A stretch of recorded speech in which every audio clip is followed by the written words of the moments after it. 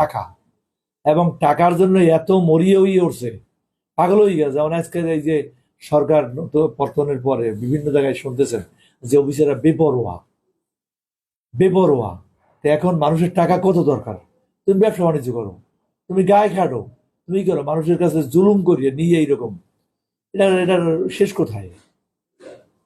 আচ্ছা, আপনি যদি একটু সংক্ষেপে বলেন, যেহেতু টেলিভিশনের প্রয়োজনের জন্য, সেটা হলো কয়টা ধাপে আপনার কাছে আসলে ওনারা কয় টাকা ঘুষ চাইছে বা তারা প্রথম এখানে যে 25 লাখ আর বরিশালে যে 25 লাখ।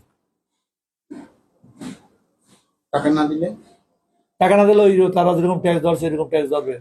এরা দেখায় যে 21 কোটি না কত কোটি টাকা, অথচ আমার জীবনে মূলধনই নেই। আর আমার যে টাকা ট্যাক্স দিছি এই না, আমি নিয়মিত একজন করদাতা।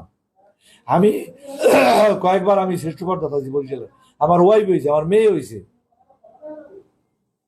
এটা এইগুলো সব কাগজপত্র গুলো আছে, এই যে আমার ক্রেডিট গুলো আছে। অথচ আমরা যে রাষ্ট্রের জন্য কর দেই। কালকে আমার এনবিএর চেয়ারম্যান মহোদয়ের একটা কথা খুব ভালো লাগছে যে আপনি ফুলের মধু আহরণ করবেন, যদি ফুলই না থাকে তাহলে মধুটা পাইবেন কোথায়? তা আমাদের ব্যবসায়ীদেরকে যদি ধ্বংস করিয়েই দেয়, মারিয়ে ফেলায়, তাহলে রাষ্ট্র চলবে কি করে?